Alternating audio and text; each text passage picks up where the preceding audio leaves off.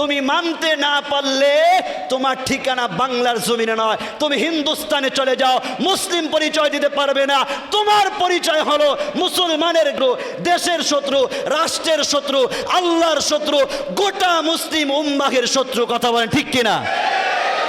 আমরা আশাবাদী উপযুক্ত শাস্তির আইন যদি পাশ করা না হয়, কারণ মান সাব্বা নবিয়ান ফাকতুলুহু, রাসূলকে গালি দিলে কোনো আইন নাই, ডাইরেক্ট আইন, দেহ থেকে কল্লা দ্বিখণ্ডিত করতে হবে। কথা বল ঠিক কিনা? একটাই আইন। কিন্তু মুসলমান মুসলিম রাষ্ট্রে বসবাস করিয়া, মুসলমানদের ট্যাক্সের টাকায় চলিয়া, পুলিশ কর্মকর্তা নাম যদি মুসলমান ব্যবহার করিয়া, আপনার নবী আমার নবী বাংলার জমিনের মধ্যে থাকিয়া আল্লাহ তাআলার পয়গম্বরের আখলাকের দিকে তাকিয়ে রাসূলুল্লাহর আখলাক নিয়ে কটূক্তি করে, আল্লাহর কসম করে বলতে পারি কমসে কম বাংলার উলামায়ে কেরাম যতক্ষণ পর্যন্ত ওখান থেকে অব্যাহতি না দেওয়া হবে, যতক্ষণ পর্যন্ত তার জন্য কঠিন শাস্তির আইন পাশ করা না হবে, ততক্ষণ পর্যন্ত যেই মিশন আন্দোলন শুরু হয়েছে আজকে থেকে, এটা আর বাংলার জমিনে বন্ধ করা যাবে না। কথা বলেন ঠিক কিনা? আমি আমার রাসূলুল্লাহর জন্য স্ত্রীকে বিধবা করতে পারি, ঠিক কিনা? আমি আমার রাসূলুল্লাহর জন্য চাকরি থেকে বের হতে পারি, আমি আমার রাসূলের জন্য সন্তানকে আলাদা করতে পারি, দুনিয়ার সব কিছু ত্যাগ করতে পারি। আল্লাহ এবং তার রাসূলকে নিয়ে কটূক্তি করলে এর জন্য তলোয়ার হাতে নিয়ে কল্লা দ্বিখণ্ডিত করার হিম্মত আমাদের আছে। কথা বলেন ঠিক কিনা? সাফ কথা, সে পুলিশের কর্মকর্তাও যদি হয়, শুনেছেন আপনারা? শুনেন নাই? শুনেন নাই? একজন পুলিশের কর্মকর্তা সে কাদের টাকায় চলে? বলতে কি লজ্জা লাগে আপনাদের? বলে কাদের টাকায়?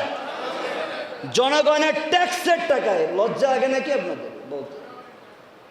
আমাদের টাকায় চলে, যেখানে আল্লাহ নিজে রাসূলুল্লাহর আখলাক নিয়ে কথা বলেছে, সার্টিফিকেট দিয়েছে, ওয়া ইন্নাকা লাআলা খুলুকিন আযীম, সূরা কলম। আপনি হইলেন হাবিব, উত্তম মহান আখলাকের অধিকারী, আপনার মধ্যে রয়েছে উত্তম আখলাক, উত্তম আদর্শ। সে রাসূল 6 বছরের নারী আম্মা জান আয়েশা রাদিয়াল্লাহু আনহাকে বিবাহ করেছে, 9 বছরে ঘরে নিয়েছে। এটা সে মানতে পারে না। তুমি মানতে না পারলে তোমার ঠিকানা বাংলার জমিনে নয়, তুমি হিন্দুস্তানে চলে যাও, মুসলিম পরিচয় দিতে পারবে না।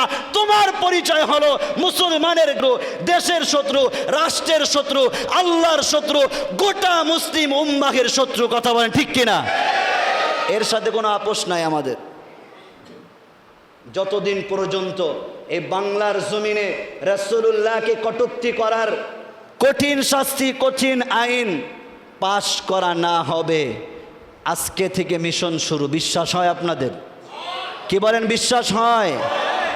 এর আগেও এত বড় সাহস এই বাংলার জমিনে কেউ পায় নাই, থাকতে পারে নাই। হ্যাঁ, আমাদের পুলিশ কর্মকর্তা অনেক ভাই আমাদেরকে সহযোগিতা করেছেন।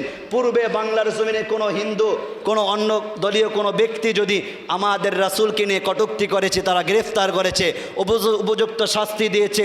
এবার তাদের মধ্য থেকে যখন একজন এই মন্তব্য করেই ফেলেছে, আমরা আশাবাদী উপযুক্ত শাস্তির আইন যদি পাশ করা না হয়, কারণ মান সাব্বা নবিয়ান ফাকতুলুহু, রাসূলকে গালি দিলে কোনো আইন নাই, ডাইরেক্ট আইন, দেহ থেকে কল্লা দ্বিখণ্ডিত করতে হবে। কথা বল ঠিক কিনা? একটাই আইন, তার আইন একটাই। এমন আইন যদি পাশ করা না হয়, প্রয়োজনে সব কিছু ত্যাগ করে দিয়ে রাসূলুল্লাহর জন্য জীবনকে কোরবান করে দিব। কথা বলেন ঠিক কিনা?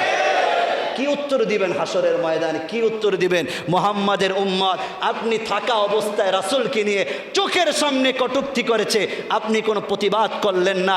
আপনি জায়গার মধ্যে বসে রয়ে শুধু মিষ্টির মাধ্যমে রাসূলুল্লাহর মহাব্বত, আর 2 রাকাত সুন্নতের মাধ্যমে রাসূলুল্লাহর মহাব্বত, আর সামান্য টুপির মাধ্যমে রাসূলুল্লাহকে মহাব্বত না, নিজের সব কিছু দিয়ে রাসূলকে ভালোবাসতে পারলেই মহাব্বত। কথা বলেন ঠিক কিনা?